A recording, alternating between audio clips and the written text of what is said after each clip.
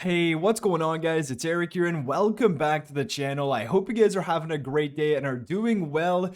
Today we're going to take a look at Momentum Finance. A lot of people have been asking a whole lot of great questions in the Discord. I'm not a part of the team, but I do know a lot about this project. I have had discussions with the team, so I do have a very good background on what's going on and how does this actually work.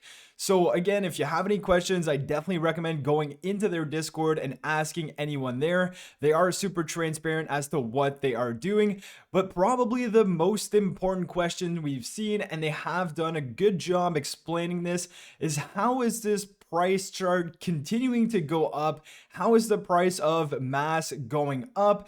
Well, this is all due to their momentum mechanism. Now, I'm going to do my best to explain how that works. We do have a quick video here that was actually made by the team to explain this.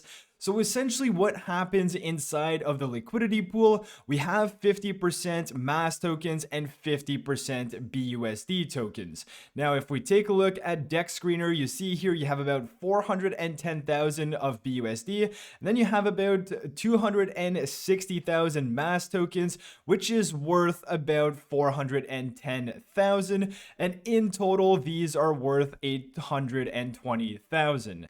So essentially what's happening here, every time there is a buy or a sell of the mass token, and this does not account for the bonding. We'll talk about the bonding in a second here, but this is literally if you go on PancakeSwap and you're buying or selling the mass token, this is what happens inside of the liquidity pool and how their mechanism actually works.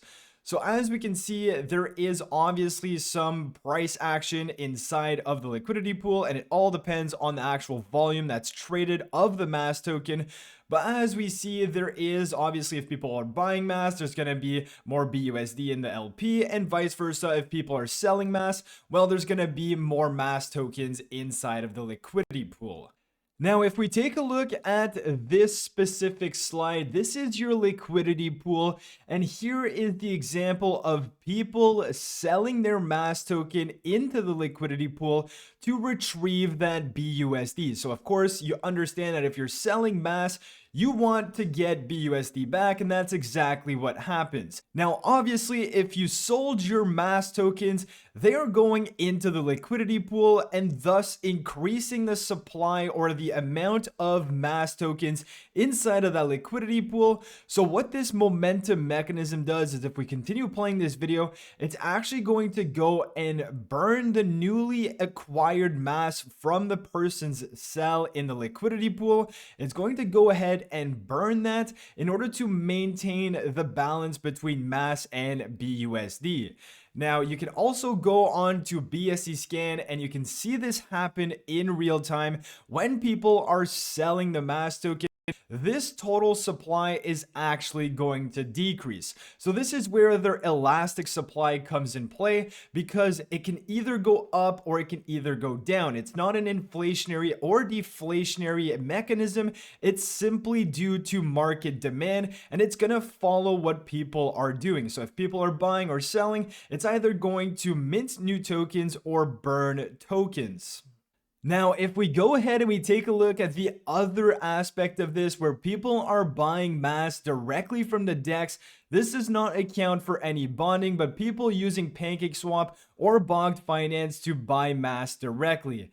So obviously you're buying mass, you're using BUSD, and what happens inside the liquidity pool is the following. There is going to be more BUSD because you literally just bought mass token, and there's obviously going to be less mass tokens in the LP. So now what happens with the momentum mechanism is that it's going to actually print new mass tokens in order to maintain that balance between mass and BUSD inside of the liquidity pool. So this is exactly what happens here. It mints new tokens and it regains that balance between mass and BUSD inside of the liquidity pool. So with that out of the way, I think the next biggest question is, why should I bond? Should I bond or should I buy directly from the DEX? And here is my simple answer to that. So let's go ahead and log into my account. I've connected my wallet. This is my D app. Right now I have about 863 mass tokens, which is worth about $1,300. So almost $1,400. But here you have the option to go ahead and bond. So if you click that, you have two options. You have the 14-day bond and then you have the 7-day bond.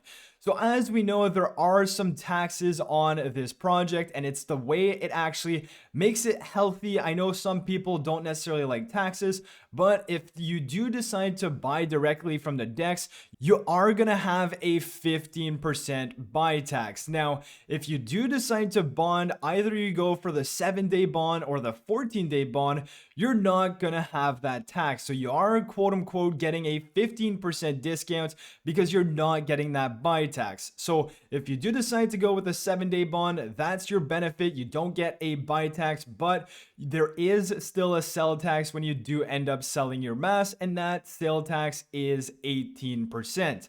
Now, 18% is the actual tax itself. There could be a few extra percentages there for slippage, so maybe you'll have to put it around 20 or 21%, but that is for slippage, and the 18% is what the protocol is taking as a tax. Now, what I have done, and again, this is not financial advice, but I have done this 14-day bond because, again, you won't be getting that buy tax, but something else that they are incentivizing is that you're going to get 25% more mass tokens over those 14 days. So as you can see here, their 14-day ROI, it says 40%. This accounts you not having to pay this 15% buy tax, and it also accounts for you receiving 25% more mass tokens. Now, here it says it accounts for the sale tax because the sale tax, like we said, is 18%. So at the end of it, if you do decide to do a 14-day bond and you sell your mass tokens, you are going to have profited a few extra tokens in mass because, again, you have that sale tax, which is 18%. So you would have basically made about 7% more mass tokens during your 14-day bond.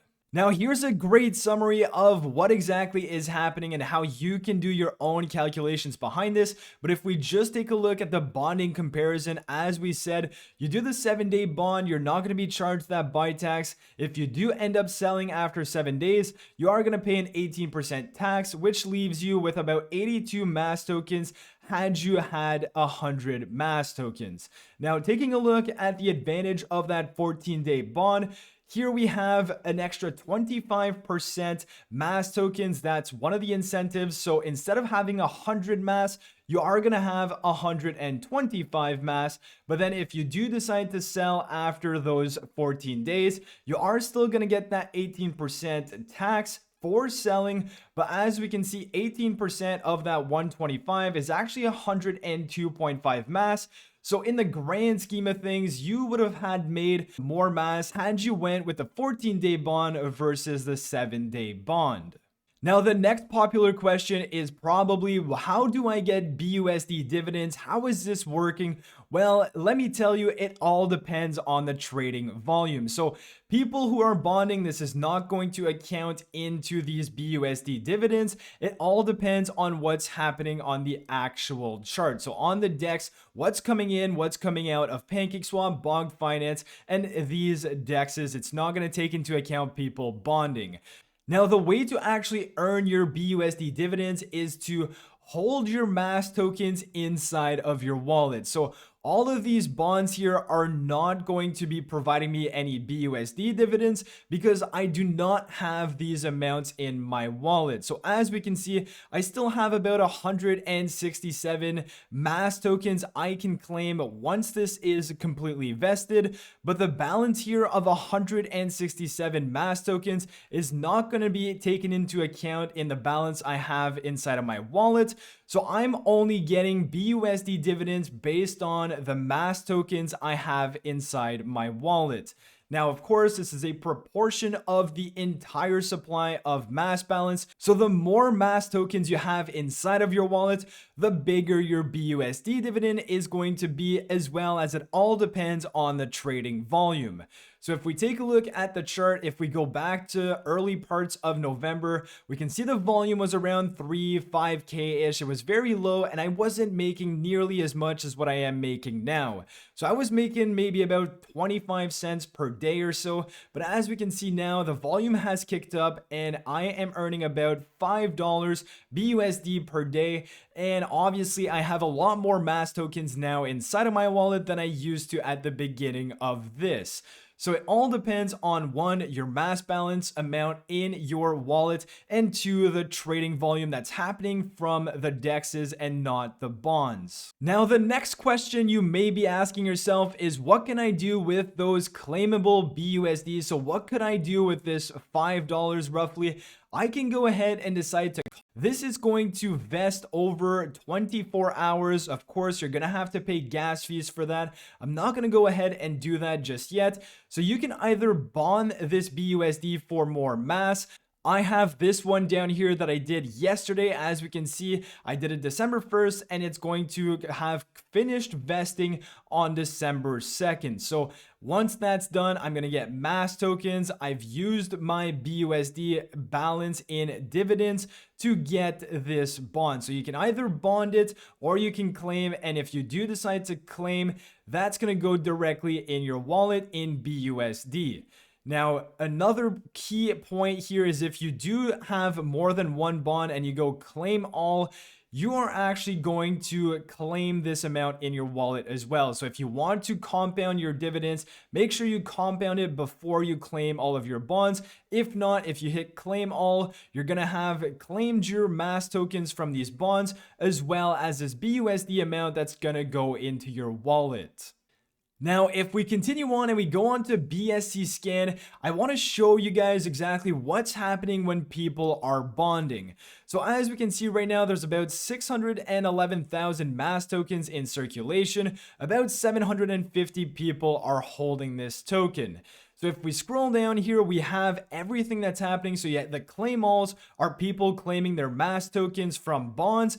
Then you have these transactions, which are people bonding. And then you also have the swap exact token, which are people buying or selling directly on the DEX. So you can come on BscScan and you can have a look at these transactions. But if we just go take a look at one of these bonding transactions, I just want to share with you guys exactly where the money goes when people decide to bond. There's a lot of questions there, and I just figured why not share it with everyone. So as we can see, this random wallet, no idea who this is, but they are basically using $2,100 to purchase a bond. And I'm not sure if this is a 7-day bond or a 14-day bond, but regardless of that, this is exactly what is happening. So there's going to be 50% of that $2,100 that's going to be sent to the LP. So this is going to increase the liquidity pool and it's going to build up that liquidity pool. So if we go back to the DEX screener, here we can see that this bond is going to help increase the liquidity pool. And you may be asking yourself why? Well, with that example of about $1,100 in BUSD going into the liquidity pool, what's going to happen is with that momentum mechanism, if you remember, it's going to add BUSD to the liquidity pool and then mint more MAS tokens in order to maintain that balance between MAS and BUSD in the liquidity pool. So I know we're getting into a lot of complicated explanations here, but if you follow along and you go back to the steps you may have missed, it's very simple how this mechanism works. So that's what's happening. So 50% of that bond is going to the liquidity pool in order to grow that liquidity pool. And then the other 50% is actually sent to the momentum treasury, where they then use that treasury for key investments. So as we can see, if we take a look at where this $1,100 is going, it's going in this wallet that's finishing in 802. And if we take a look at that wallet, right now it has about $343,000 in BUSD. And if we actually click on this and we go to the BEP20 tokens, we can see everybody who is bonding. You can see that half of their bond is actually going into the treasury, and that is increasing the treasury for them to continue on with their proof of stake investments, with their proof of work mining farm in Paraguay. So this is where all of that money is funneling to. So again, 50% of bonds are going into the liquidity and 50% are going in this treasury. So as we know, there was an announcement that was made a few days ago where they took $120,000 from the treasury to start up some of the logistics for their proof of work mining farm in Paraguay. And we can go and see this transaction, this one here, $120,000 coming from the treasury and then being used for those purposes. So that's basically the treasury wallet in a nutshell. Again, I'll leave a few links in the description below if you have any questions about that. But then another question that people were having is there is a referral program. I'm not a huge fan of referrals, but of course it's going to help to market organically. And people are wondering, where is that 5% going? So if you do refer your friends, you can create your own referral link if you want to. As you can see right now, I have about $58 from people that have used my referral link. But the 5% BUSD that you are receiving, and as you can see, I've received $58 of these 5% BUSD referrals. Now, they are not printing that out of thin air. They said that this 5% is actually coming from the allocation of the treasury. So as we recall, we can see that 50% of the people's bond is actually going into the treasury. So in this case, if someone is using a referral code, they're going to take 5% of what's supposed to go to the treasury and send it to that referr's wallet. So in this case, it would mean that 45% would go to the treasury, and then 5% of that is going to the person that referred this new buyer, and that's how that 5% is maintained. It's not printed out of anywhere. It's literally just coming out of the allocation of the treasury. So I do believe this answers most of the popular questions on Momentum. If you have any other questions, let me know in the comment section below. I'll do my best to get an answer for you, as well as you can join their Discord, join my Discord, ask as many questions as you want. But the last thing I wanted to touch on are a few of the announcements they've made over the last few days. So they actually shared a video that when they went to Paraguay a few months ago, they took a video and you can actually see what the plan is and what Momentum is trying to do with their proof of work mining farm. So definitely come into the Discord, check this out for yourself.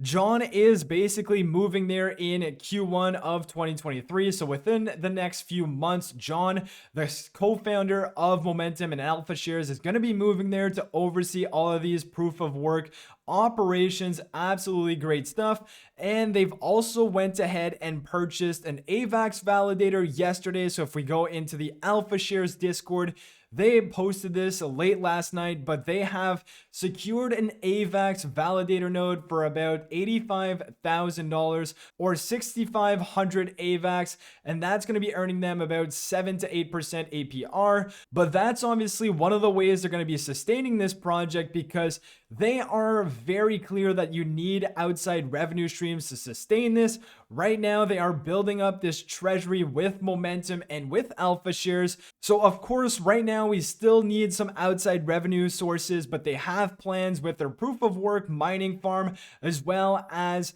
this AVAX validator and all of the other proof of stakes validator nodes they have coming. And a key important factor to me is that electricity rate that they have in Paraguay, which is 3 cents per kilowatt hour. It's ridiculous, and I think there's going to be a lot of interest from other projects that may want to use those farms to mine for their own project. So with all of that being said, I'm not going to babble on more, but there's a lot of information in this video. Again, go back to the parts you may have missed, ask me any questions, ask the team any questions. And with all of that being said, I hope you guys enjoyed the video. If you did, smash the like button, subscribe to the channel if you're new, and I'll catch you guys in my next video. Peace.